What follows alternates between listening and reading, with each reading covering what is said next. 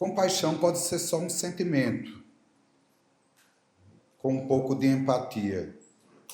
Mas eu já tive muitas experiências com Deus de a compaixão se tornar materializada. De eu sentir a dor que o outro está sentindo. Às vezes, literalmente. Sentir a angústia que alguém está sentindo.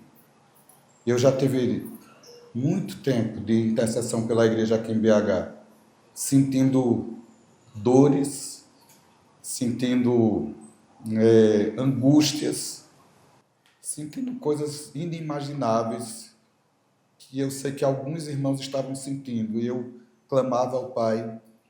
E hoje chegar aqui e ter essa percepção espiritual da igreja, como há uma alegria no meu coração, um regozijo por um Deus que restaura histórias, que restaura vidas, que restaura processos. Esse é o nosso Deus. Eu fui convidado uma vez para pregar sobre avivamento, um retiro inteiro. Todo o retiro seria sobre avivamento, em São Paulo, Santos. E eu nunca tinha pregado sobre avivamento, não tinha ouvido pregações sobre avivamento e nem tinha estudado sobre avivamento. Só sabia que avivamento é um movimento que acontece assim de vez em quando no lugar, que a gente ouve os testemunhos. Então eu estive debaixo de um corre-corre muito grande nas vésperas do retiro, e lá, umas 2 semanas antes do retiro, eu digo, bom, agora eu vou sentar para preparar minha série de pregações sobre avivamento. Então, a gente que é pregador, o nosso recurso número 1 chama-se chave bíblica. Chave bíblica, hoje o Google tem automaticamente, né? GPT, melhor ainda. É que você coloca uma palavra, manda fazer uma pesquisa bíblica sobre aquela palavra e aparece todas as referências a partir das quais você vai selecionar textos. Bom, minhas primeiras chaves bíblicas eram impressas. Um livrão enorme dessa grossura. Você pegava a palavra amor, tinha 1000 versículos sobre amor, você ia lendo um por um. Hoje está tudo mais fácil, né, com a tecnologia. Bom, então quando eu fui consultar as chaves bíblicas, procurando a palavra avivamento, eu me surpreendi com a enorme quantidade de textos bíblicos sobre avivamento. Não tinha nenhum. Eu digo, meu Deus, como é que eu vou pregar sobre avivamento se não existe nem na Bíblia essa palavra? Então, eu quase peço dispensa do compromisso de pregar. E é o retiro todo. Então, digo, bom, avivamento é um substantivo que é derivado de um verbo, o verbo avivar. Vamos ver se avivar tem? Aí achei um versículo com o verbo avivar. E eu vou ler esse versículo, que é o único versículo bíblico que tem que falar do assunto. Abacuque 3:2. Guardem em todo o coração de vocês esse versículo. É o versículo mais importante. Abacuque 3:2 diz assim: Tenho ouvido, ó Senhor, as tuas declarações e me sinto alarmado. Aviva a tua obra, ó Senhor, no decorrer dos anos, e no decurso dos anos, faze-a conhecida. Na tua ira, lembra-te da misericórdia. Amém? Onde foi que apareceu o verbo avivar? Em que frase? Aviva a tua obra. Repita essa frase comigo. Aviva a tua obra. Isso é um pedido a Deus. Aviva, Senhor, a tua obra. Amém? Bom, então eu fui para a segunda ferramenta de trabalho de um pregador. Ele vai, antes de pregar, ele tem que fazer um estudo, uma exegese sobre o tema. Um dos recursos que a gente tem para fazer isso é o recurso linguístico. Esse texto foi escrito em hebraico, no Antigo Testamento. Então, que palavra em hebraico foi traduzida para aviva?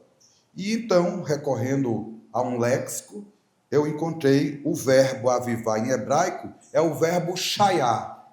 Diga isso comigo, shayá. É bom demais. Só dizer você já é renovado. Ó, diga, Shaiá. Shaiá é você dizer, aviva, Senhor, aviva, tá? Diga de novo, Shaiá.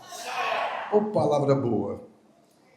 Bom, só que eu fui, então, fazer a terceira pesquisa que um pregador pode fazer ao montar seus estudos. E aqui eu me surpreendi profundamente. Porque eu fui, então, pesquisar agora, não mais em português, o verbo avivar, mas pesquisar numa chave bíblica em hebraico quantos versículos usam o verbo shaiá.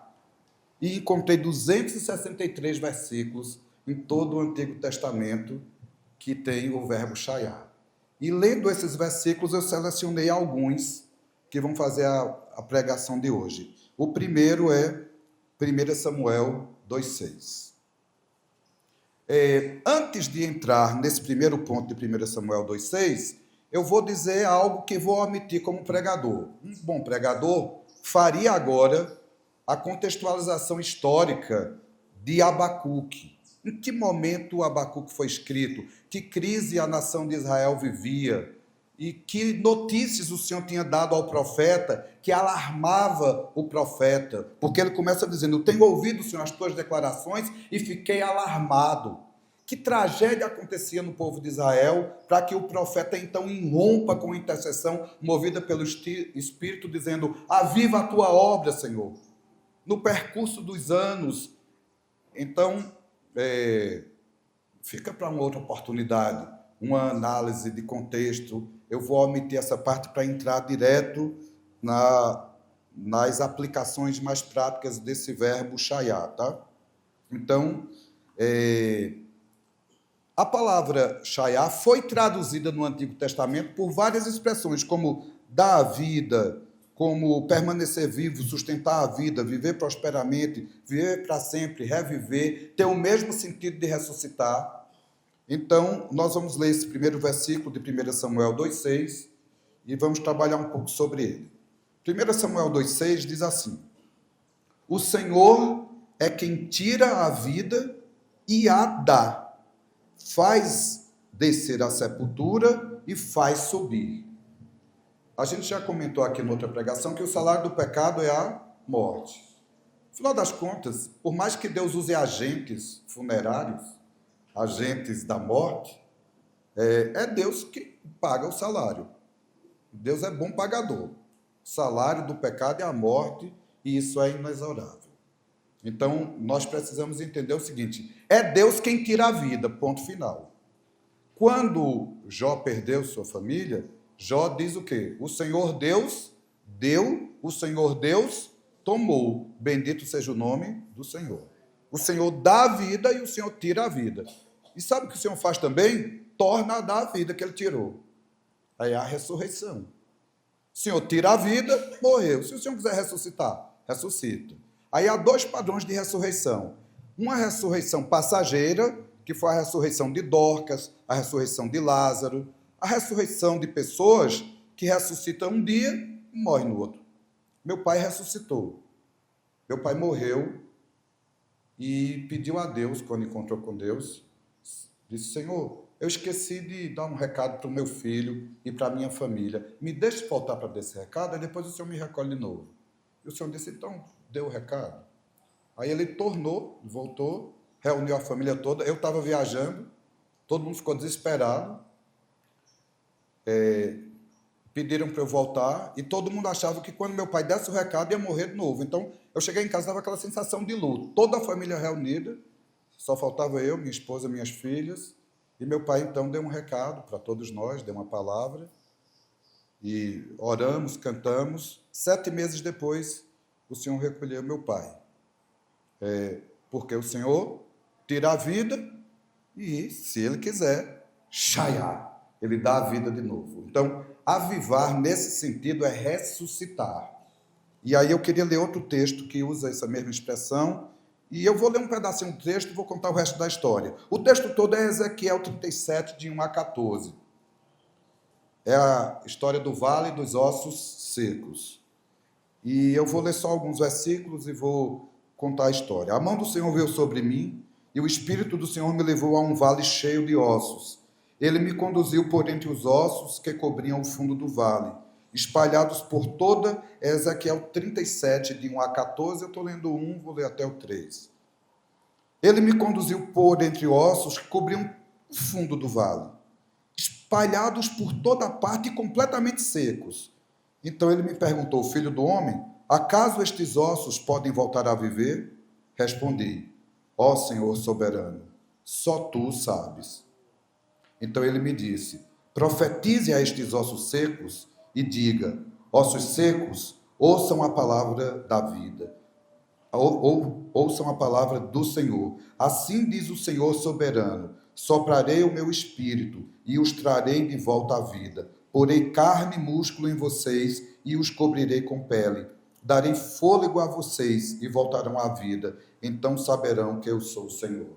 E o texto continua dizendo que o profeta profetizou para aquele vale de ossos, e aqueles ossos foram se juntando, se ouviu aquele barulho dos ossos, batendo o osso, se juntando, formando aquele quebra-cabeça, e depois começou a nascer tendões ligando aqueles ossos, ligamentos, cartilagens, depois músculos, depois carne, depois pele, e ficou aquele exército inicialmente de zumbis. E depois o Espírito disse: profetiza sobre esses ossos restaurados agora, sobre esses corpos renovados, para que o Espírito traga vida sobre eles. E quando ele profetiza, o Espírito entra e levanta-se dali um exército. Bom, essa profecia ela é muito importante, ela tem aplicações reais, porque haverá a ressurreição dos mortos no fim dos tempos, e ela tem aplicações espirituais, porque o próprio pedido de Abacuque para que a nação de Israel fosse avivada, Israel, naquela época, vivia como um vale de ossos secos. Durante a atuação profética, Israel perseguido, destruído, devastado, tribos dispersas, o povo sofrido, dominado por impérios hostis. E eles são comparados a um vale de ossos secos. E o Senhor diz, então, assim como ocorreu essa profecia sobre o vale de ossos secos, eles viraram um exército, eu posso reunir o meu povo de todas as nações da terra num só lugar e formar deles um povo. Então, essa profecia pode ser literal para a nação de Israel, só que o Novo Testamento diz que tudo que foi escrito lá para nosso proveito foi escrito. Então, nós também, como igreja, quantas vezes nós precisamos desse renovo, desse avivamento, como corpo, como igreja, como grupo de jovens, como família. Quantas famílias estão precisando desse chaiá? Quantas pessoas estão precisando deste chaiá? Às vezes são áreas da nossa vida que estão como um vale de ossos secos e precisa ter vida ali. Hoje é dia de ressurreição. Hoje é dia que o Senhor vai ressuscitar áreas na sua vida que estavam mortas. O Senhor vai ressuscitar chamados que estavam escondidos dentro de alguns. O Senhor vai ressuscitar esperança perdida. O Senhor vai ressuscitar alegria. O Senhor está aqui presente para trazer o seu chaiá, o seu avivamento. Amém? Esse é o nosso Deus, aquele que ressuscita mortos. Durante a história dos avivamentos, aconteceram muitas ressurreições literais. E eu vou contar aqui uma história de avivamento para vocês. Existe um homem nos Estados Unidos, na história da igreja, chamado Tommy Hick. Tommy Hick recebeu uma palavra do Senhor que ele devia ir à Argentina no ano de 1954, porque deveria acontecer um avivamento na Argentina. E a igreja que Juan Carlos Ortiz participava, como um jovem de 18 anos, tinha promovido um evento evangelístico que iria durar um final de semana e que eles pretendiam reunir um número recorde de 800 pessoas. E convidaram um grande pregador norte-americano chamado T.L. Osborne, um homem muito usado com curas. E nas vésperas da viagem, T.L. Osborne disse: eu não vou, Deus disse para que eu não fosse. Já o Tommy Hick disse: pois eu vou, que Deus mandou eu ir.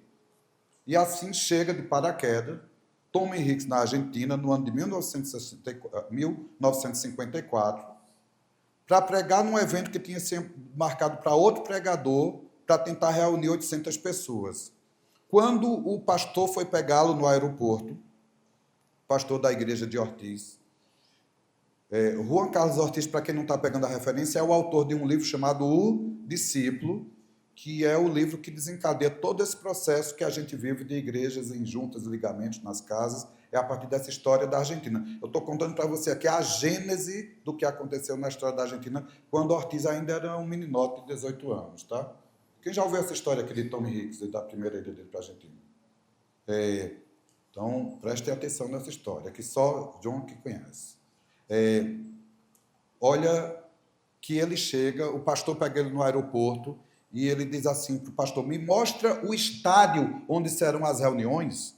Aí o cara disse, não será um estádio não, a gente espera reunir um recorde de 800 pessoas, num salão de reuniões. Ele disse, não, Deus me disse que vai fazer um avivamento na Argentina, não pode ser para 800 pessoas, tem que ser um estádio.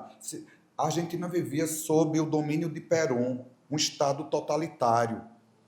E o pastor disse, só o presidente, só o governo pode ceder um estado. Os estados todos são do governo agora. Ele disse, pois a gente tem que ir atrás do estado. Mas esse cara insistiu tanto com o pastor, que o pastor levou ele em frente à Casa Rosada.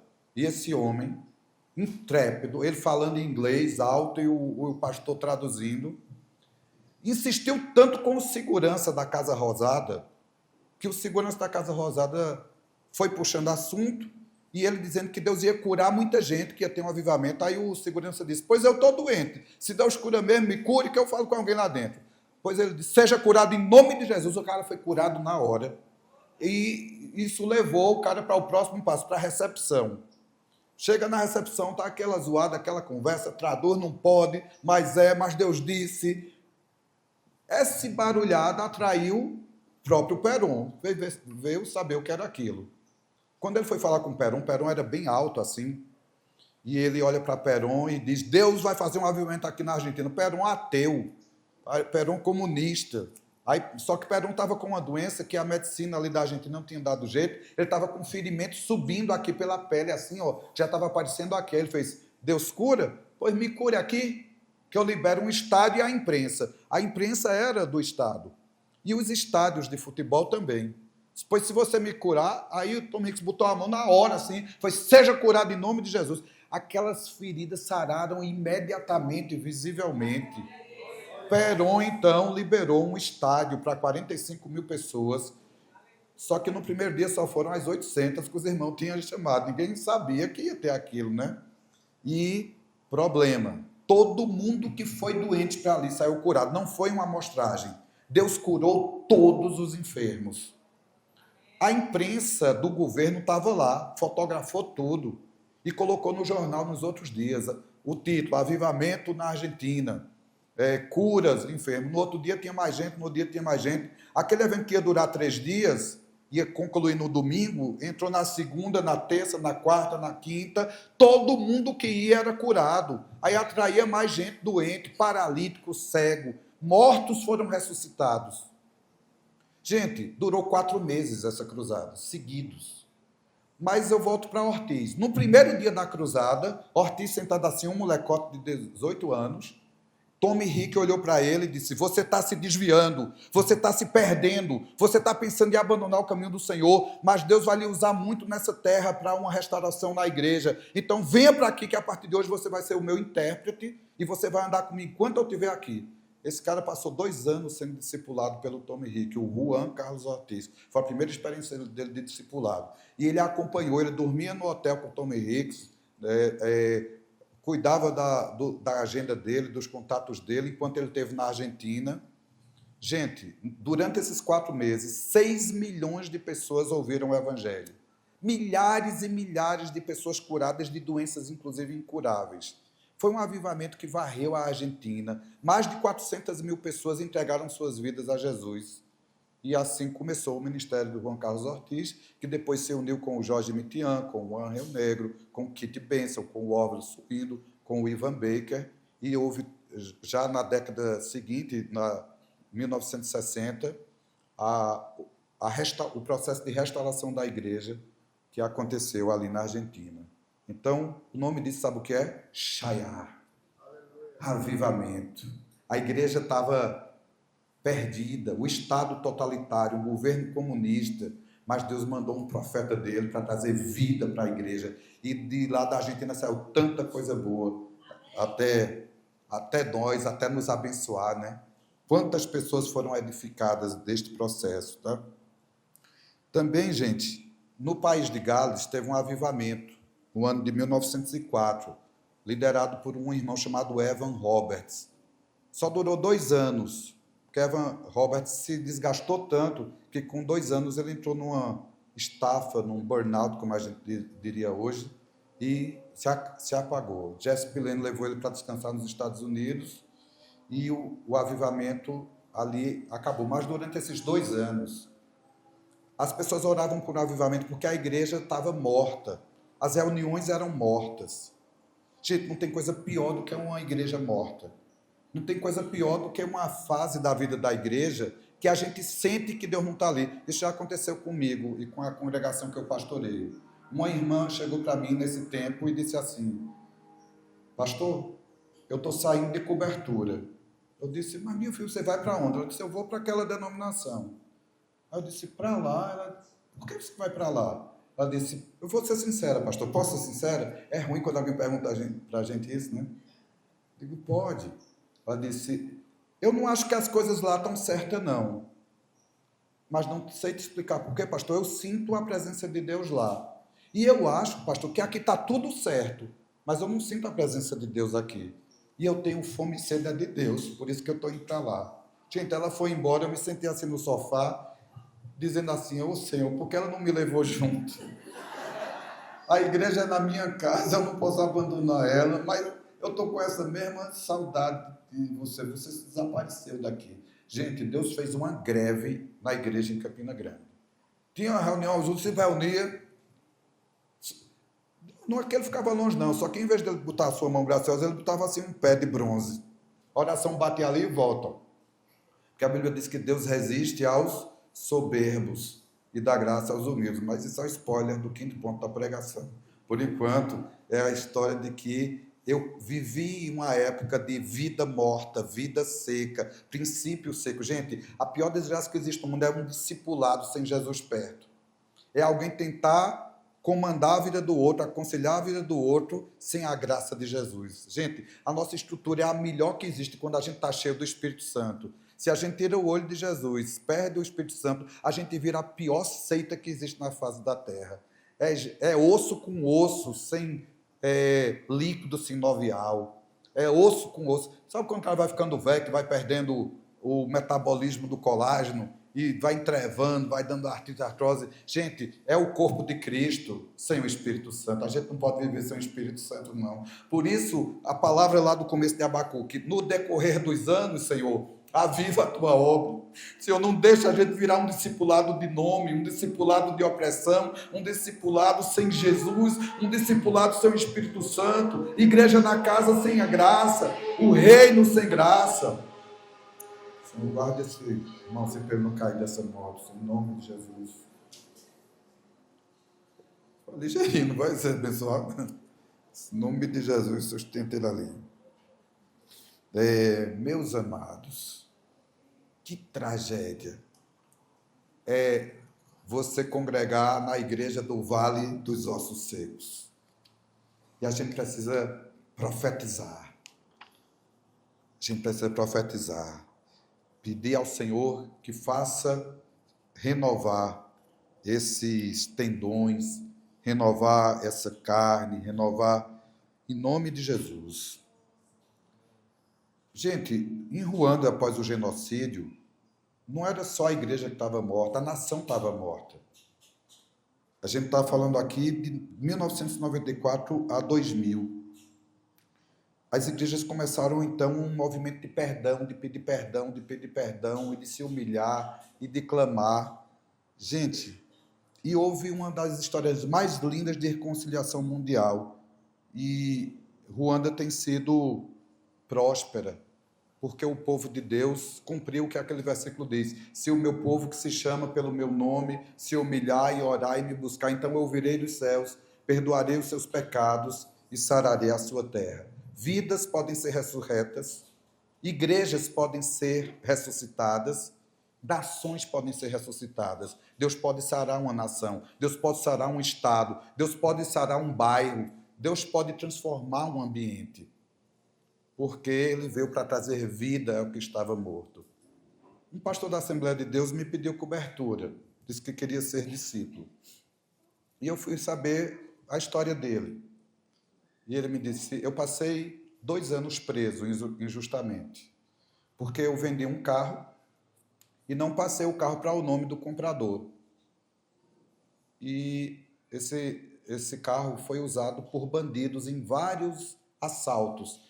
E essa quadrilha nunca foi pega, mas a única coisa em comum entre vários crimes de morte, de extermínio, de assalto, de tudo, era a placa daquele carro. Só que estava em outro estado, longe onde ele estava, ele não sabia que isso estava acontecendo, mas todos aqueles crimes estavam sendo investigados e imputados ao dono do carro, como suspeitos 01. E um dia ele saiu de um culto, vestido de pastor de assembleia, paletó, gravata de Bíblia, num carrinho. Quando passou na Polícia Rodoviária Federal de Caruaru, Pernambuco, pegou uma blitz padrão. Gente, eu já parei nessas blitz de Caruaru, eles olham até a sombra que o carro faz. Eles olham até o certidão de nascimento do macaco do carro. Gente, que exagero eles fazem. Então, quando pararam o pastor Moisés, eles foram checar o CPF do pastor, mandado de prisão imediata para recolher para um presídio de segurança, porque ele era formador de quadrilha, extermínio, tráfico, assalto à mão armada, cuidado fortemente armado. Quando os caras leram isso, foi todo aquele contingente que estava ali de polícia para cima do cara e prendeu, levou ele para o presídio de Caruaru. E até que ele foi julgado 2 anos depois e imediatamente solto, demorou foi para ele ser julgado. Ele estava preso sem direito a habeas corpus, sem direito a responder em liberdade. Ele passou por 3 presídios nesses 2 anos. O primeiro presídio foi o de Caruaru. Quando os presos brigavam um com o outro, tinha uma regra lá dizendo que se alguém entrasse para apartar a briga, o grupo de disciplina do presídio matava esse cara que foi apartar a briga. Então, a regra era, tem 2 pessoas brigando, eles briguem até se resolver ou se matar. Ninguém interfere. Perto do pastor Moisés, quando começava uma briga, ele ia para cima. Amai-vos uns aos outros, a gente é uma família, irmão. A gente é uma família, deixa lá, deixa quieto, vai. E todo mundo dizia, rapaz, vamos matar esse pastor, vamos matar. Ele pagava dívidas de drogas, que um traficante lá dentro ia matar um usuário. Ele pedia para a mulher tirar dinheiro no cartão dele, que ele criou dívidas que ele teve que pagar quando saiu da prisão, porque ele dizia, no meu turno ninguém morre. E estiver na minha frente, chegou perto de mim, não vai morrer. Ele pagava dívida, ele implorava. Às vezes um cara ia matar, aí ele argumentava com o cara assim, ó, se você matar esse cara, os demônios que saem dele vai entrar tudo em tu, tu é doido, não faz isso não. Ele entrava nas brigas. Gente, ele começou a fazer uma vigília da oração, começou a levar preso para essa vigília, começou a ter um movimento ali, se converteram dezenas de presos. Começou a pacificar ali, os presos decidiram proibir crack, cocaína, só liberaram maconha. Né? Ele caiu na graça dos comandantes lá do negócio. Só que ele teria que ser julgado na Bahia. O Estado da Bahia não queria pagar as custas do transporte dele, porque como ele era considerado um preso de alta periculosidade, ele tinha que ser enviado com uma guarda fortemente armada para o outro. Nem Pernambuco queria pagar para levá-lo para a Bahia, nem a Bahia queria pagar para trazê-lo. Então, por isso, já fazia 8 meses que ele estava preso, até que Deus deu a ele uma palavra de conhecimento para a diretora do presídio. Ele pediu uma audiência com ela cedeu, e ele olhou para ela e disse, o senhor mandou lhe dizer que a senhora está numa causa na justiça, e a senhora acha que vai perder, tem tudo para a senhora perder, mas Deus vai lhe dar o ganho dessa causa. A mulher ficou assustada porque corria em segredo de justiça. Ela, diretora do presídio, casada com um advogado, se divorciaram, um advogado rico, conhecido, poderoso, e estava tomando a guarda da filha. E ela sabia que ia perder, ela não tinha como enfrentar aquele cara. Aí ela ficou admirada com aquilo. E aí, quando foi durante a semana, ele chamou ela de novo. E ela disse, o que foi agora? Ele disse, eu não disse à senhora que o senhor mandou lhe dizer que ele ia dar água. A senhora marcou para ir hoje num terreiro de macumba para fazer um trabalho em relação a isso? A senhora quer perder a causa que Deus já tinha lhe entregue? Aí, como é que sabia que ela ia para um terreiro de macumba? Palavra de conhecimento. Aí ela não foi para o terreiro e poucos dias depois ela ganhou a causa inacreditavelmente e ficou com a guarda da filha. Então ela chamou ele e disse assim, realmente o senhor é um homem de Deus. O senhor conhece coisas que ninguém poderia conhecer. Então, a partir de hoje, eu vou lutar para tirar o senhor daqui. Ligou para a Justiça da Bahia, se identificou e disse que dava 8 dias para eles virem buscá-la. Se eles não vierem buscá-la, ela iria soltá-lo. Responderam de lá, a senhora não tem autoridade para fazer isso. Ela disse, posso não ter essa autoridade, mas eu tenho a chave. Estou avisando, ou vocês buscam, ou eu solto. Com 8 dias, estava alguém lá para pegar o pastor Moisés. Passou 3 meses na cidade de Salvador, na Polinta. Sim, antes dele ser liberto, eu conto a história da libertação, mas em Alagoas teve um grupo de extermínio, na época dos coronéis de Alagoas, que policiais eram pagos pelos coronéis para matar inimigos políticos, bandidos, grupo de extermínio. Tinha um homem chamado Maguila, que ele foi acusado oficialmente, processado oficialmente, por 400 mortes. Ele matou muito mais. E ele estava preso em Caruaru, enquanto o pastor Moisés estava lá. Todo mundo tinha medo desse Maguila. E esse Maguila tinha uma regra numa prisão que era o seguinte, se alguém chamar o nome dele alto, ele mata. E ele matava a pessoa por nada. E ele ia ficar preso até... Ele não tinha como sair, ele tinha sentença para cumprir, que ele morria e não cumpria. Então,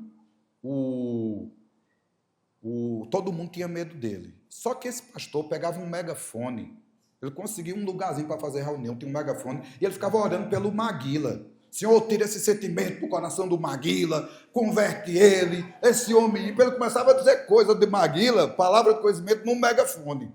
E o pessoal dizia, rapaz, esse Maguila vai matar o pastor, vai matar. Todo mundo vivia na expectativa que alguém dali ia matar o pastor. O pastor enfrentava todo mundo. Até que um dia o Maguila veio correndo em direção a ele, todo mundo se afastou, veio agora. Aí Maguila se ajoelhou diante dos pés dele, disse, pastor, todo mundo aqui tem medo de mim, menos o senhor. Mas quando o senhor abre essa sua boca para falar naquele megafone, eu fico desesperado, porque o senhor diz o que eu estou sentindo, o que eu estou pensando. Como é que o senhor sabe o que eu estou pensando, o que eu estou sentindo? Aí o pastor disse, é Deus que dá conhecimento. Aí ele disse assim, tem jeito para mim? Deus pode me perdoar? Disse, pode. Para isso se manifestou o Filho de Deus, para desfazer as obras do diabo. Aí ele entregou a vida a Jesus. Quando o pastor Moisés saiu, Maguila já era diácono ali na igrejinha do presídio de Caruaru. Deixou ali. Gente, quando chegou no primeiro dia de cadeia na Polinta, aí era uma delegacia de passagem, assim, né? Um centro prisional de distribuição. Ninguém fica preso lá. Alguém está ali porque está indo ou vindo para um julgamento. É temporário. Aí a cela cheia de gente, cheia de gente, cheia de gente. Ele é um moreno assim da minha altura, forte assim, um homem de um rosto bem expressivo. Só que ele, quando entrou, com a Bíblia debaixo do braço, quando entrou na cela, ele disse que tinha um negão assim, os 2 dele, que olhou para ele, pegou a Bíblia debaixo do braço dele, jogou no chão, disse, aqui ninguém lê isso. Aí os outros cochicharam pelo aqui, ninguém levanta a voz. Esse cara aí já matou um monte de gente e tenha cuidado com ele, esse é o pior bandido que tem aqui dentro do... Ele ficou revoltado com Deus. Disse, mas Deus, eu glorifiquei teu nome. Eu estava sendo honrado lá no presídio de Caruaru. Eu cheguei aqui em Salvador para ser humilhado. Naquele dia, ele desistiu da fé. E no outro dia, ele cometeu um ato suicida. Ele virou para aquele bandidão e disse assim... O cara deu uma ordem a ele. Ele disse assim, eu não faço não, você não manda em mim. Ele fez isso para afrontar o cara, para o cara agredir ele. Ele era uma atitude ali de desistência, era uma atitude de desespero. Aí quando ele disse assim para cá, eu não faço o nome que você não manda em mim, aí o cara reagiu assim, você não manda em mim não? Então quem vai mandar aqui agora é você. Uma célula tem que ter um líder, então lidera aqui todo mundo. Quando ele ouviu isso, aí ele pegou a Bíblia estava no chão no mesmo canto, pegou e falou, a partir de agora eu leio a Bíblia todo dia aqui e vocês ouvem.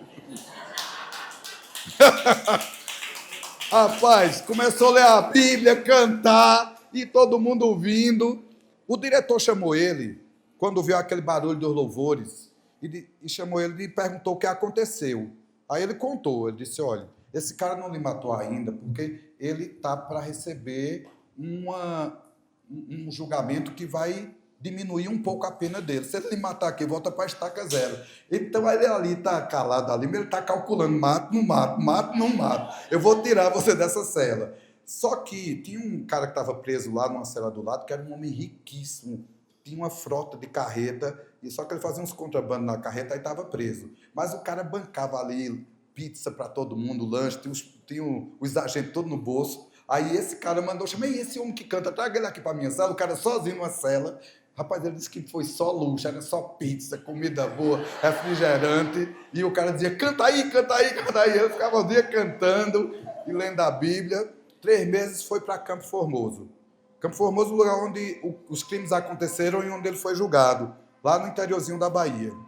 Quando chega lá, o diretor desse presídio era ateu e soube a notícia que um pastor estava chegando preso. A notícia que chegou foi, um pastor preso está chegando.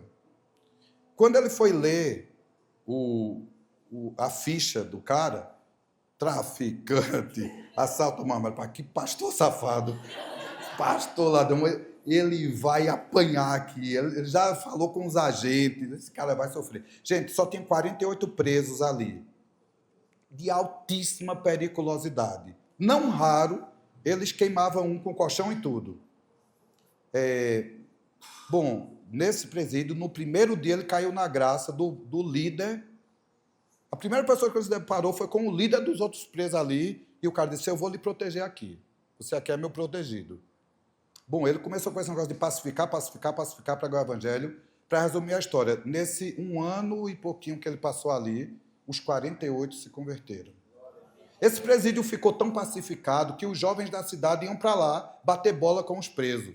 As igrejas da cidade iam para lá fazer reunião, e aquilo virou um ambiente assim. Um dia ele propôs à direção um desarmamento dos presos. Dentro do presídio tem muita arma branca, né? Então, o combinado era desligar todas as câmeras, abrir todas as portas das celas, fechar tudo dos pátios externos, e todos os presos depositariam suas armas num galpão lá. Gente, o diretor do presídio autorizar isso ele podia ter desencadeado uma rebelião terrível, mas no dia exato, todos depuseram suas armas brancas. Assustou-se o pastor e o diretor do presídio da quantidade de coisa que tinha escondida por ali. Que tinha de coisa, mas, gente, foi uma coisa linda. Bom, até que ele foi julgado, foi solto imediatamente, passou no presídio para se despedir do pessoal, e o diretor disse assim, quando você chegou aqui, eu era ateu, eu prometi lhe dar uma pizza, mas do dia que você entrou aqui, uma coisa diferente aconteceu nesse lugar. E eu fiquei querendo saber o que é que acontece com esse povo. Eu queria dizer que hoje eu creio no seu Deus. Assim é o nosso Deus, que aviva o que está morto. Um presídio com 48 presos periculosos, com 800, com 1.000. Gente, se pode ter uma pacificação num presídio, imagine numa igreja, numa família, num presbitério. Tem esperança para nós, não tem? Tem esperança para nós, porque aquele que dá vida ao que está morto, aquele que ressuscita as áreas mortas da vida, está aqui, né? Posso dizer, nas áreas mortinhas da vida, Jesus está lá. Ele vai ressuscitar a sua vida, ele vai ressuscitar a sua esperança, ele vai ressuscitar a sua fé, ele vai renovar seu espírito em nome de Jesus. Amém? Vou ler outro versículo agora que eu fui para o primeiro tópico, tá? Deuteronômio 5:33. Eu estou lendo versículos que usam o verbo shayá. Shayá, diga de novo. Shayá. É bom demais, shayá. Olha, para quem não tinha uma pregação sobre avivamento, eu passei agora a ter uns 200. Pode me botar para pregar 200 dias de avivamento, que eu tenho histórias de avivamento e versículo. Deuteronômio 5:33. Andareis em todo caminho que o Senhor vos manda, para que vivais, bem vos suceda e prolongueis os dias na terra que haveis de possuir. Gente, quando diz assim, para que vivais, esse vivais aí no hebraico é o shayá, tá? Então, gente, para ter esse avivamento, esse shayá, por esse versículo, é preciso ter uma vida de quê? Qual foi a ordem que ele deu? Andareis em todo o caminho que vos manda o Senhor. Então, quer ter avivamento? Obedeça. Gente, uma das chaves do avivamento é a obediência. A gente precisa obedecer comandos simples de Deus. Às vezes Deus quer fazer coisas tão simples e quer usar você. Lembra da história que eu falei do bujão? Que um pai pega do lado de um bujão e bota o menininho para pegar do outro. Diz, filho, levanta o bujão. E o pai só coloca a força dele depois que o filho coloca a sua pequena forcinha. Às vezes Deus quer fazer coisas gigantes e diz assim a você, faça isso. Lembra quando Jesus disse para os discípulos, dai-lhes vós mesmos de comer? Como podemos? Só temos 3 pães e 2 peixinhos, né? Mas é só isso que precisa para alimentar uma multidão. Não diga, não passo de uma criança. Não diga, eu sou sozinha. Não diga, eu sou solteiro. Não diga, eu sou novo. Não diga, eu não sou mais novo. Diga, eis-me aqui, Senhor. Eis-me aqui, Senhor, para fazer tua vontade. Porque quando a gente obedece, e às vezes Deus dá no nosso coração uns comandos meio estranhos. Gente, eu já senti tanta coisa estranha. Tem uma pessoa aqui que é testemunha minha, que eu fui pregar em São José do Rio Preto. Lembra que eu falei sobre compaixão, que às vezes a gente sente literalmente a dor do outro? Pois eu estava pregando em São José do Rio Preto, senti uma dor bem aqui. Não tem aquela dor, não tem problema nenhum ali. Aquela dor foi doendo. Isso aqui que eu vou falar não é doutrina, não, foi só uma experiência, tá?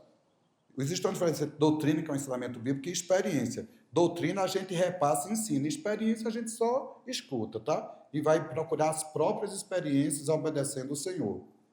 Amém? Então, ó, fiquei pensando, e essa dor? O que é essa dor? O que é essa dor? Aí me veio uma coisa no meu juízo, se é alguém aqui que está com essa dor.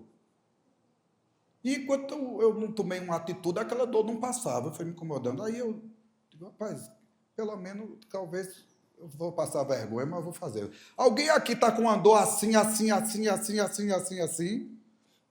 Aí uma pessoa se manifestou. Eu orei por ela, eu não chamei nem aqui, eu orei onde ela estava mesmo, e ela deu glória a Deus, a dor passou na hora e a minha também passou, né? Então eu escapei da vergonha. Se ninguém tivesse manifestado com a dor, eu ia dizer, não, é só curiosidade, né? Tem tanto tipo de dor, né?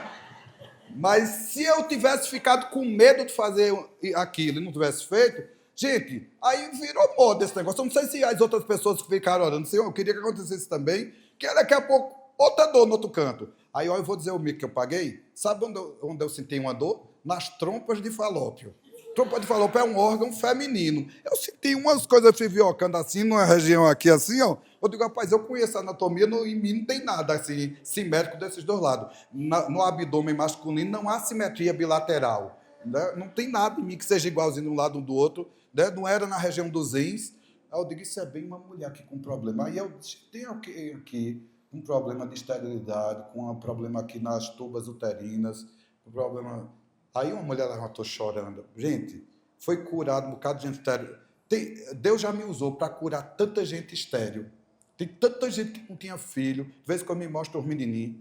Aqui mesmo em BH tem um irmão querido que num desses dias que eu estava orando pela igreja em BH, eu encontrei com ele estava em meio a muito sofrimento e Deus disse para mim que ia dar um sinal, que Deus ia abrir a madre da esposa dele como um sinal de esperança do que ele ia fazer aqui na igreja em BH. E eu orei por ele, e pouco tempo depois a esposa engravidou, já está com 3 filhos, né? Ele pode ser testemunha de como eu intercedia naquela época na igreja. Eu encontrei com ele em Acuípe, quando eu fiz essa oração.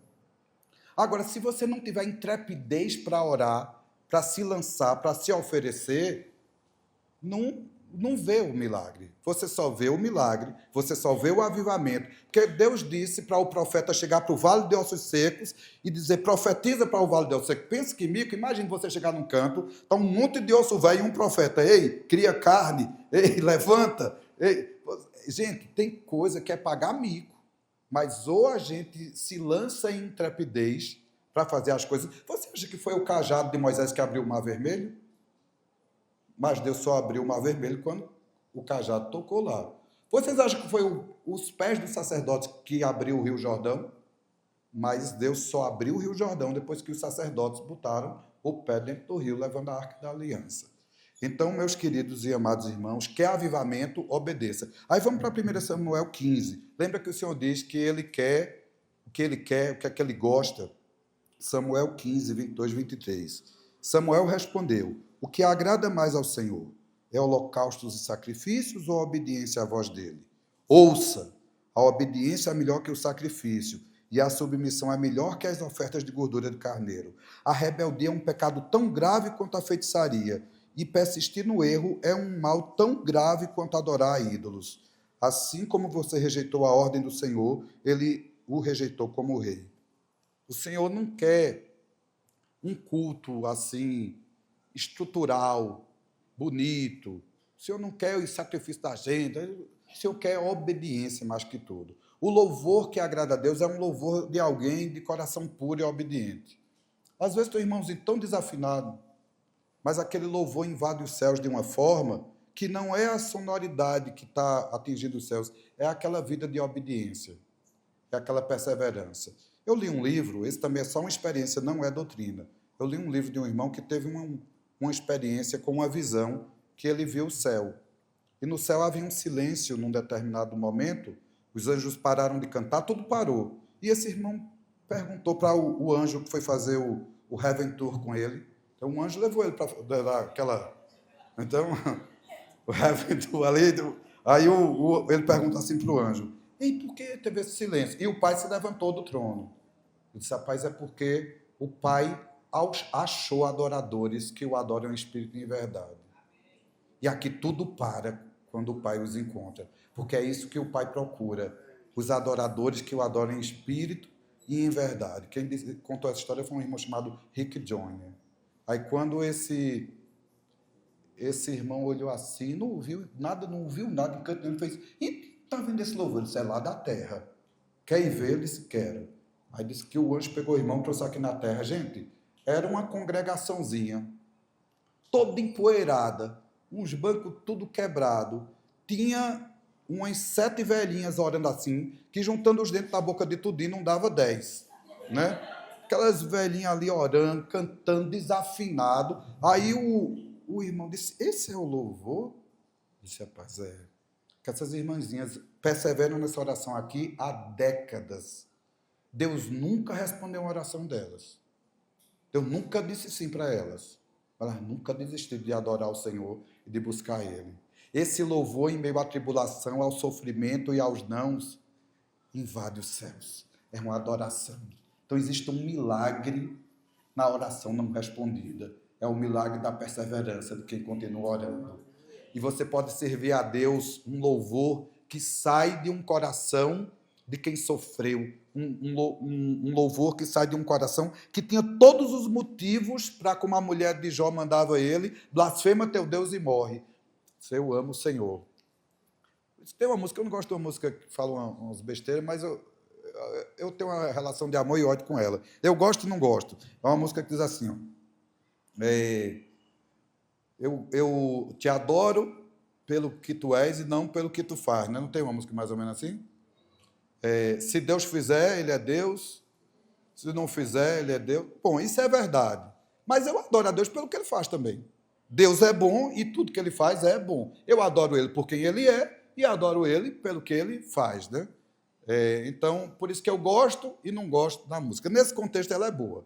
Essa música diz assim: eu te adoro por quem tu és. É o que essas velhinhas faziam. Adorar a Deus na beleza da sua santidade e majestade. Elas não tinham um motivo bom para agradecer a Deus, mas não paravam de adorá-lo.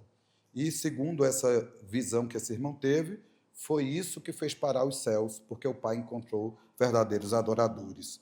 Vinha da obediência, da perseverança. Então, irmãos, parte do avivamento não é milagre. Parte do avivamento é a obediência. O milagre, às vezes, é uma consequência visível do avivamento, mas o avivamento não é o efeito que ele causa, é é o processo que o conduz.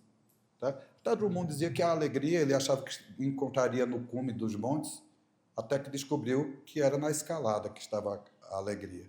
Então, às vezes, o projeto de Deus não é onde você vai chegar, é tudo que você passou até chegar ali, onde Ele está formando você. Aí eu queria relembrar para vocês a parábola dos tempos dos nossos pais na fé, a parábola do provador de prata. Quem lembra de ter ouvido essa parábola? Então, vocês são muito mais novos do que eu, viu? Porque todo discípulo via isso, que se contava todo dia. O que é o provador de prata? É o cara que coloca a prata no fogo e fica olhando, porque quando a prata foi provada, ocorrem reações que vão tirando as impurezas, e em algum momento a prata está purificada. E ele não deve seguir com calor, ele tem que parar naquela hora. Então, o provador de prata ele tem que iniciar esse processo de aquecimento da prata de olho nela, porque ele tem que parar no ponto exato, no ponto de virada. E que ponto é esse? É quando ele está olhando para aquilo e vê sua própria imagem refletida na prata, porque os cristais de prata têm esse poder reflexivo. E então, quando ele vê sua própria imagem refletida ali na prata, está no ponto, ele tira. É isso a tribulação, é o Senhor nos provando. E sabe quando é que está bom? É quando ele vê a imagem dele refletida em nós. Então, gente, perseverar nesse processo é muito importante. Isso é a própria essência do avivamento. Vocês já ouviram falar de alguns avivamentos que aconteceram no Kentucky, em Asbury, na escola lá. Todos aqueles avivamentos, já aconteceram vários durante a história, inclusive no começo do ano passado, comecinho de 2023, ou foi 2024, teve mais um. O primeiro deles durou 144 horas. Alguns jovens receberam uma voz de comando de ficar orando ali, foi atraindo outro, aquilo durou 144 horas. Só que teve, entre os morávios, uma convocação de Zinzendorf para que os irmãos orassem, porque eles viviam brigando. Os morávios viviam se degladiando, porque eles eram de grupos denominacionais diferentes, e o anfitrião deles, alemão, convocou eles para orar e para adorar, que eram as coisas que eles têm em comum. Vocês não têm em comum as doutrinas sobre a maioria das coisas, mas vocês têm em comum que vocês precisam orar e que vocês precisam adorar. E ele convocou o pessoal para uma vigília de oração, uma torre de vigia, e de 2 em 2 os irmãos se revezavam em oração, 1 hora seguida, 24 horas por dia. Durou mais de 100 anos essa vigília. E a grande história de avivamento no mundo todo se deve a essa atitude. E um grupo de morávios ia da Europa para os Estados Unidos, e nesse barco que eles iam, nesse navio que eles iam, ia John Wesley, um jovem formado teólogo, já consagrado pastor. Quando foi surpreendido pela presença desses morávios, que apesar de serem passageiros no navio, eles viviam como serviçais ali, servindo todo mundo, carregando mala, limpando, e louvando, e cantando, e adorando, até que, em um determinado momento, teve uma tempestade, e todo mundo achava que ia morrer. Gente, aquele povo rico, aquele povo importante, estava desesperado, inclusive o John Wesley, achando que ia morrer, desesperado, com medo, e os morávios estavam cantando agora com maior vigor e fervor, porque eles estavam pensando assim, será que chegou a hora de encontrarmos nosso Senhor? Ele estava vibrando, e agora, todo mundo com medo de morrer, e eles felizes porque iam morrer, no meio de uma viagem missionária. Isso impactou tanto o John Wesley que ele disse, eu não sou convertido, eu não tenho a certeza da salvação que essas pessoas têm. E isso levou o Wesley a desembarcar, procurar os morávios, e ele considera que se converteu depois de ser teólogo, depois de ser consagrado pastor, por causa do avivamento que havia entre os morávios. E as histórias dos morávios aí é coisa para 10 horas de pregação aqui, eu vou mudar de tópico, tá?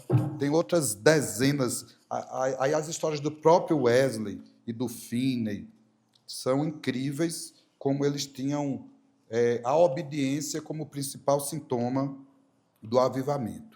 Agora, Amós 5,4, eu vou para o meu quarto e penúltimo ponto.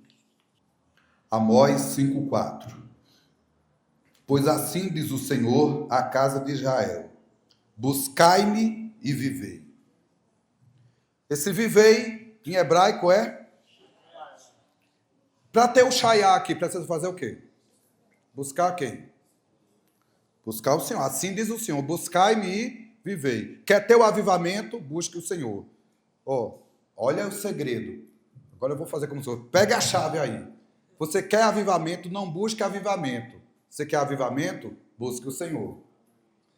Quer avivamento? Não busque reunião avivada. Busque o Senhor. Tem gente que busca o efeito do avivamento, as pessoas avivadas, e não busca o Senhor.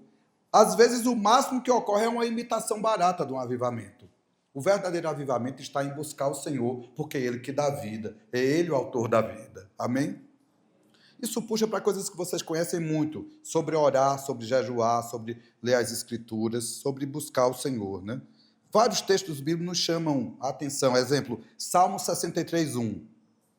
Diz, ó Deus, Tu és o meu Deus forte, eu te busco ansiosamente, a minha alma tem sede de Ti, meu corpo te almeja, como terra árida, exausta, sem água. Gente, tem dia que a gente está tão assim, árido, como terra seca, e a gente precisa ali estar diante do Senhor, como terra seca, precisa da chuva, assim a minha alma, preciso de Ti, Senhor. Buscai ao Senhor, irmãos, enquanto se pode achar. Invocai-o enquanto está perto. Nele está a vida. Então é muito, muito importante quando a gente entende as coisas, quando a gente entende a fonte da água da vida, que é Jesus, e busca Ele, e não a cisterna rota. Gente, eu acho que lá no início, quando Marcos e Mário começaram a fazer discípulos, ele não sabia bem como era, porque Baker morava longe pra caramba, estava sozinho ali em Salvador. Sabe o que mais Marcos e Mário faziam? Marcos e Mário orava, dependia de Deus, e de tanto orar e depender de Deus, eles criaram ideias e métodos incríveis de fazer discípulos, apostilas materiais. Sabe um erro que gente como eu cometeu? Saí da minha casa para ver a obra em Salvador, e cheguei em casa cheio de apostila, e comecei a implementar aquele monte de negócio ali, como se imitar o mesmo método deles, eu ia ter o mesmo resultado. Mas o resultado que eles tiveram lá em Salvador não foi por causa do método que eles inventaram, não. Foi porque eles buscavam o Senhor. Então começou a ter congregações muito parecidas com as comunidades de Salvador, mas não era a mesma coisa. Porque tinha a estrutura igual, mas não tinha a unção que havia ali no início. Me parece que qualquer um de nós corre esse risco de ver algo que está funcionando, vai ali, imita aquilo, e é empolgado, aquilo dura por um tempo, mas não é isso, é buscar o Senhor. Inclusive, eu já tive experiência de viajar assim, várias partes do país e do mundo, e de vez em quando eu cheguei num local que alguém disse assim, Samuel, a gente está precisando de você, meu irmão. A gente queria lhe pedir ajuda, a gente queria pedir que você me desse cobertura. Eu digo, você está confundindo as coisas. Você está considerando a experiência que a gente teve esse final de semana como se fosse a minha presença ou alguma coisa que eu fiz que desencadeou isso. E não foi. Foi o Senhor. Eu vou embora, mas o Senhor fica. Então você não precisa da minha cobertura. Você precisa do Senhor, Jesus. Porque de vez em quando, gente, a gente cria o que Evangelho chama síndrome de remédio. Eu acho que eu que sou o responsável pelas coisas que estão acontecendo. E não o Senhor. É o Senhor que faz. Por isso que a glória tem que ser dada toda a Deus. Não sei eu que faço nada, é o Senhor que faz tudo. Agora a gente tem que estar à disposição do Senhor e buscando o Senhor, tá? E eu vou para alguns testemunhos, vou contar um deles. Testemunho muito interessante. No ano de 1700 e seguintes, no início dos 1700, tinha um problema muito grande na Europa, porque a teologia estava se rendendo ao secularismo. E muitos teólogos viviam como se a Bíblia não fosse literal. Grupos de irmãos começaram a se incomodar com isso, as igrejas estatais. Então, um grupo de irmãos europeus presbiterianos começaram a orar e ler a Bíblia e buscar o Senhor, e com o sentimento de dizer assim, tem alguma coisa errada em nós quando a gente lê a Bíblia. Quando a gente lê o livro de Atos, tem coisa no livro de Atos que a gente não vê aqui. E aí eles tiveram o compromisso diante de Deus de mexer nas coisas que eles criam. Primeira conclusão deles, esse nome presbiteriano está errado, não tem na Bíblia, Então, vamos tirar o nome presbiteriano? Vamos. Aí a Bíblia não chama de igreja presbiteriana, chama de igreja de Jesus, chama de corpo de Cristo, chama de noiva do Cordeiro. Aí tomaram uma decisão, só vamos denominar a nós mesmos pelos nomes que a Bíblia nos denomina. Nós e todos os demais irmãos que nasceram de novo são o corpo de Cristo. Aí eles disseram assim, e sabe qual é o termo que a Bíblia mais se refere? Discípulo. Eles começaram a dizer, nós somos discípulos de Jesus. Gente, eu estou falando do início de 2700. Eles se chamavam de irmãos e se chamavam de discípulos. Na história da igreja, ele é conhecido como movimento dos discípulos ou dos irmãos livres, que eram irmãos que não queriam se deixar denominar. Primeiro grupo de irmãos que eles procuraram para compartilhar isso foram os batistas. Aí chamaram eles e disseram, irmãos, Deus está fazendo isso com a gente tirou do nome presbiteriano, a gente está usando termos bíblicos, a gente é discípulo de Jesus. Os batistas olharam assim, rapaz, que coisa interessante. Vamos ouvir mais sobre isso. Marcaram, conversaram. Sabe o que esses caras fizeram? Vamos tirar o nome Batista também. A gente pode se unir com vocês, para a gente trabalhar junto isso. Se uniram os presbiterianos e os batistas, agora tudo como igreja de Cristo. Aí, dois irmãos da mesma família, eram bem conhecidos entre eles, chamados irmãos Oswald. Também é outro nome que se acha na história da igreja. E esses caras... Então, conversando, os ex-batistas olharam para os ex-presbiterianos e disseram assim, tem uma coisa errada em vocês. Vocês foram batizados tudo pequenininho. Isso não é batismo, não. O batismo de verdade nos une a Cristo. O batismo de verdade é um pacto, é uma aliança. Ele é você ser imerso nas águas, adulto, consciente, arrependido. É um batismo de arrependimento. Aí os ex-presbiterianos olharam para eles, vocês estão certos, vocês batizam a gente. Gente, que obra do Espírito Santo. É a restauração da igreja. Aí os irmãos que eram batistas, voltou, graças a Deus, né? Vivo.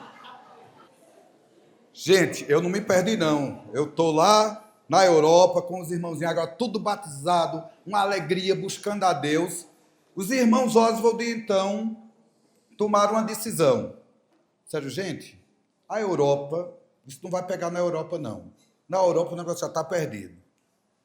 Se mudaram para os Estados Unidos, foram morar no Kansas e no Kentucky, principalmente. E esses irmãos saíram convocando vários grupos de diversas denominações para orar junto. E o que aconteceu, o famoso avivamento do Kentucky, no final do século XVIII, é uma das coisas mais lindas da história da igreja, o derramamento do Espírito Santo sobre milhares e milhares e milhares de pessoas que, unidos sem nenhum nome de denominação. Gente, quando duas pessoas que estavam participando desse avivamento, ou três, chegavam em outra cidade e começavam a compartilhar e convidar as pessoas para orar, acontecia a mesma coisa naquele outro lugar, naquele outro. Isso varreu os Estados Unidos. E esses irmãos diziam, nós somos a igreja de Cristo, nós não somos uma denominação. Que história linda! É a história da restauração da igreja, de um convite do Espírito Santo a isso. Bom, logo após isso veio um grupo de oração na Rua Azusa, 1904, que atraiu a atenção de Deus, e Deus se derramou sobre a terra com poderoso avivamento, restaurando o dom de línguas, de profecia. A partir daí começaram os ministérios de cura, e coisas incríveis acontecem desde lá para cá. Mas tudo isso demanda busca a Deus. Não busque a história do avivamento, não busque o sinal do avivamento, não busque as pessoas, busque a Deus, e Ele dá vida. Amém? E o meu último versículo, já deu spoiler antes, é Abacuque 2,4. Aqui eu vou encerrar. Abacuque 2,4. Abacuque 2,4 diz assim, eis o soberbo, sua alma não é reta nele, mas o justo viverá pela sua fé. Esse viverá aí é Shaiá. O justo viverá pela fé. Então, esse Shaiá, que o justo viverá pela fé, está sendo colocado em contradição com a soberba. O meu tópico aqui é que o extintor do avivamento é a soberba. Aí eu volto para a greve de Deus. lá em Campina Grande. Eu disse que aquele foi só um spoiler do final. Naquele tempo da greve de Deus em Campina Grande, havia muita soberba no meu coração. Eu achava que nós, aquele grupinho da igreja de Campina Grande, éramos a única igreja do Senhor em Campina Grande. O resto dos irmãos era tudo o sistema, a denominação, os religiosos. Olha, eu estou confessando aqui, por mais vergonhoso que isso seja, eu pensava assim. Quando eu encontrava qualquer irmão evangélico, eu não saudava ele como meu irmão em Cristo. Eu começava a perguntar assunto. E aí, é casado ou solteiro? Se fosse solteiro, vive em santidade. Se é casado, é recasado, é divorciado. Eu ficava tentando enquadrar as pessoas. Eu já olhava para as pessoas assim, ó, fazendo um raio-x assim, tentando achar o que estava de errado, né?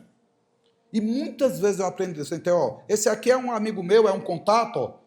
O contato, o cara da presbiteriano, que, rapaz. Aí quando Deus botou a greve dele, gente, histórias como essa da menina que pediu para sair, foi acontecendo, ó, acontecendo. Lembra de uma coisa que eu disse ainda há pouco, daquela chuva que dá em todo canto ao redor de você e perto de você? Começou a acontecer isso com a igreja, gente. Começou a acontecer milagre com pessoas perto da gente, as pessoas vinham contar o milagre para a gente. Gente que tinha saído da igreja. E com ninguém da igreja acontecia milagre nenhum, coisa boa nenhuma, alegria nenhuma. Gente, era aquela tristeza, era aquele mausoléu, aquela coisa ruim, aquela sequidão. A pior sensação que eu tive naqueles anos, durou anos, é você querer chorar e não sair lágrima. Aquele choro preso, aquela coisa angustiosa.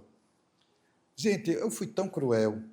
Eu expulsei gente da igreja porque tinha síndrome de pânico e eu não sabia nem o que era isso. Na verdade, ninguém sabia. Foi essa irmã que inaugurou a síndrome de pânico, né?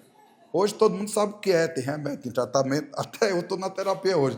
Mas a irmã não ia para as reuniões porque ela tinha pânico. Aí eu liguei para ela, você vem para o grupo caseiro? Não. Nem está vindo, não veio nunca mais. Está encontrando sua puladora? Não. Agora não diga que é mais discípula, não. Fica aí mesmo. Depois que eu descobri o que era pânico, como a pessoa fica presa, sem querer estar presa, como eu tive que pedir perdão a tanta gente, fazer irmão, pedir perdão a um, pedir perdão a outro, pedir perdão a outro, pedir perdão. Como foi que eu comecei a pedir perdão? Um amigo meu, ele era da Adventista, quando eu era da Congregacional. Eu tentava evangelizar ele e ele tentava me evangelizar, mas a gente virou amigo. Anos depois, eu vim para essa parte da igreja, que eu achava que era perfeita, e ele foi para outra parte da igreja que ele achava que era mais perfeita ainda. Bom, eu achava que a nossa igreja era perfeita, ele tinha certeza que a dele era.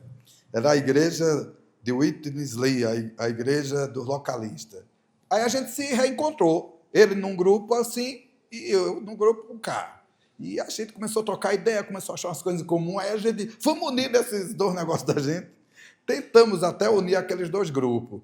Mas a liderança deles lá enquadrou a gente num bocado de coisa, não deu certo, não. A gente foi rejeitado como candidato a ser da... Bom, anos depois eu reencontrei ele. Logo após aquela menina que pediu para sair de cobertura, dizendo que não sentia Deus aqui. Ele foi me visitar na minha casa e me disse, Samuel, eu saí daquele grupo. Eu disse, saiu? Foi para onde? Ele disse, eu fui para a igreja de Valnice Milhomes. Eu tomei até um susto. Até tu, Bruto, né? A igreja de Valnice Milhomes, a apóstola que lidera a igreja. Ele disse, eu vou lhe explicar por quê, Samuel. Eu vou contar uma parábola para você, e com essa parábola eu encerro minha fala. Ele disse assim, imagine que eu estivesse doente e fui ao hospital. E no hospital tinha muito doente, mas não tinha médico. O tempo passou, o calor aumentou, as doenças pioraram, a murmuração se elevou, eu fui piorando, foi demorando, o médico não apareceu, estava angustiante aquilo. Até que um amigo meu que esteve doente chegou curado, feliz da vida. Eu digo, e aí, cara, o que aconteceu contigo? Fui curado. Quem te curou? O médico. E ele está onde? Ele está atendendo lá na escola. Na escola? Escola não é lugar de médico, não. Vou esperar o médico aqui. Esperei, o médico não veio, até que eu cansei de ficar doente. E digo, eu vou lá na escola atrás do médico. É melhor o médico sem hospital do que o hospital sem médico. E ele disse para mim assim, acabou a parábola dele, que ele inventou, e disse, Samuel, Do que vale a estrutura certa de igreja se Jesus não estiver ali? A gente tem fome e sede de Deus. É de Jesus que a gente precisa. Gente, ele foi embora, eu fiquei ali chorando. Chorando o quê? Que eu não conseguia chorar. Eu fiquei assim, meu Deus, o que é que está acontecendo? O que é que está acontecendo? E aí foi quando eu saí pedindo perdão, perdão, perdão, perdão, perdão. E eu dizia, Senhor, volta, Senhor, volta, Senhor, volta. E pedia perdão, pedia perdão, até que um dia eu pedi perdão em público, a igreja toda, pelas disciplinas erradas, pela arrogância, pela... E, gente, depois desse dia, um dia eu estava numa reunião lá, sabe quem apareceu? Jesus Cristo, gente, foi tão bom. Ele derramou a graça ali sobre nós. Eu me derreto todo quando eu vejo a graça de Deus se derramando, porque eu não acho que é automática, que é normal. Gente, a soberba impede isso. Para que a gente atraia a graça de Deus, para que a gente atraia o Shaiá de Deus, a gente precisa se humilhar. Humilhai-vos sob a potente mão de Deus para que Ele vos exalte. Desde então, eu gosto de qualquer coisa que me humilha. Quando eu encontro alguém querendo me humilhar, eu imagino logo, o inimigo do meu inimigo é meu amigo. Meu pior inimigo sou eu. Se esse cara está querendo me combater, você é meu amigo. Bem-vindo ao clube. Eu já passei por tanta situação de alguém me dizer uma coisa ruim sobre mim e eu imediatamente dizer, rapaz, você está certo. E ainda é pior ainda. Eu ainda sou pior do que você está dizendo que eu sou. Me perdoe. Me desculpe, me perdoe. Um dia, feliz da vida pela graça de Deus ali se manifestando e fugindo de qualquer evidência, de qualquer holofote, eu fui visitar o meu discipulador num lugar onde ele estava, numa reunião com muita gente. Eu era a última pessoa depois de ninguém ali, estava assim, lá no último canto. E Deus me deu uma palavra profética, incisiva, igual essas profecias do Velho Testamento, para entregar aquele povo. Eu não tinha sido escalado lá nem para dar um aviso, nada. Eu estava só visitando ali. E meu discipulador ia dar uma palavra lá. Aí, de repente, não sei o que cargas d'água, alguém me deu o microfone. Me chamou, me deu o microfone. E eu comecei a dizer, aqui tem um grupo de pessoas que está pensando isso, isso, isso, isso. Gente, à medida que eu ia dizendo, o Espírito Santo ia se derramando sobre aquelas pessoas. E foi acontecendo um movimento ali. Só que antes de eu ir, eu disse assim a Deus, Deus, eu não vou não, porque se não acontecer nada, tudo bem por mim. Mas se acontecer alguma coisa desse que o Senhor está dizendo, onde eu vou ficar com minha soberba? Aí Deus disse assim, você vai deixar que sua soberba atrapalhe a minha obra? Aí eu entendi naquele dia que o antídoto contra a soberba não é o me esconder, não é eu esconder o talento. Você tem que se apresentar, brilhe a sua luz diante dos homens para que ele veja as boas obras e glorifique o Pai. Eu descobri, gente, que a gente não pode se esconder, a gente não pode esconder os dons, a gente não pode esconder os sinais, a gente tem que se esconder sob a cruz de Cristo. Mas os sinais que devem se operar em nós é para glorificar a Cristo. Então eu vou ter que lidar com o risco da soberba sempre, mas para lidar com isso eu não vou me esconder. Se eu venho aqui servir, eu vou ficar em evidência. Alguma coisa boa pode acontecer e alguém pode me agradecer. Eu posso ficar em evidência, eu tenho que resolver com isso, eu tenho que dar toda a glória a Deus, eu tenho que me considerar o lixo que eu sou e considerar Jesus glorioso como Ele é. Mas se eu me escondo, isso não é a solução dos problemas, né? Brilhe a vossa luz diante dos homens, para que eles vejam as vossas boas obras e glorifiquem o Pai que está nos céus.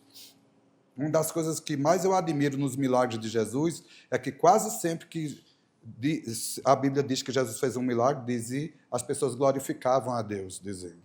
Os milagres executados por Jesus levavam as pessoas da glória a Deus. Raramente você ouve alguém fazendo manifestações de glória ao próprio Jesus, né? E quando alguém fazia um elogio para ele, como alguém chamou ele de bom, ele disse que bom é o Pai. Ele transferiu a glória para o Pai.